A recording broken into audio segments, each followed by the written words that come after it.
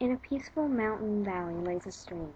This is not the kind of stream that speeds through, churning the water and crashing against rocks, sending echoes all through the calm valley.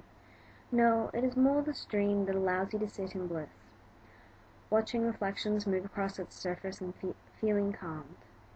This stream flows from much further up the mountain than I have traveled. It even passes the grand house that sits close to the majestic peak. But lower down the mountain, it flows gently under a bridge.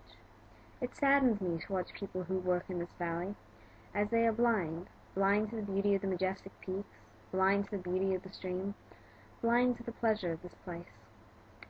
I watched the water for a few seconds more, and then slowly stood, walking towards where the stream joined a great river, and where ships would come so that people could travel down the river. Today I shall be boarding one of these ships, traveling from the quiet and beautiful Shensai mountain range.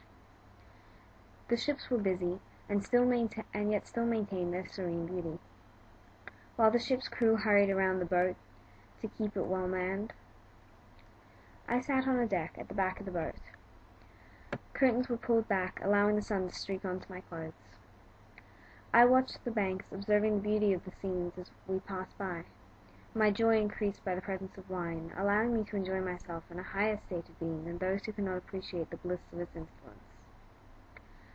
As I watched, I spied some birds around a thorny bush. These birds are common, and yet still hold beauty as they flutter around each other. It makes me wonder, though, how future generations will see these birds. Will they be ignored, hurried away, or will these common little birds become something of rarity and awe? The ship I'm traveling on is one of great worth, as it is carrying a shipment of silks. The silks are sorted into bundles, although some were sorted into brocades and gauzes, which will be sold to the wealthy. The city is full of people, as more and more wish to live here. My boat docks and I slowly raise to my feet, the warm sun mingling with the wine I have drunk, making the world a far more intoxicating place.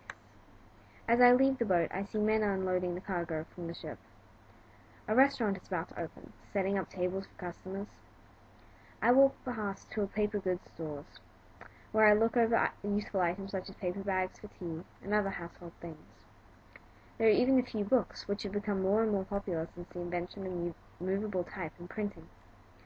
Women travel around the city on donkeys, one of the main land transportations of this city. The donkeys pull carts, carrying people and helping merchants moving around the city.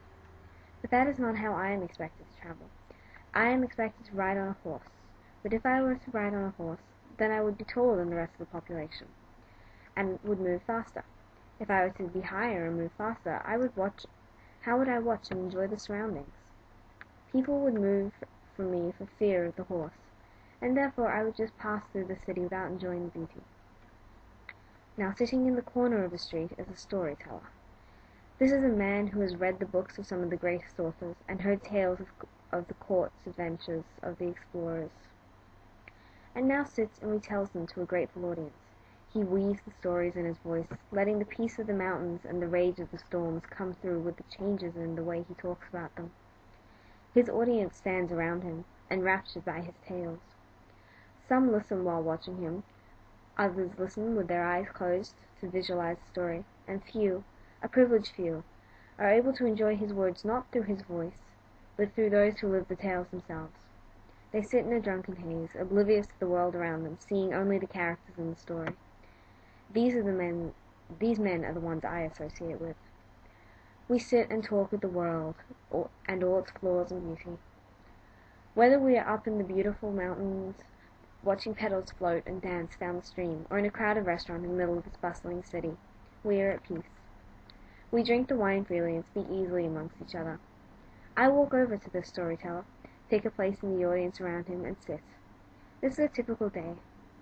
My friends sit with me, sharing in a bottle of wine that one purchased from a nearby shop, and we quietly leave the city into a world and the mind of the storyteller.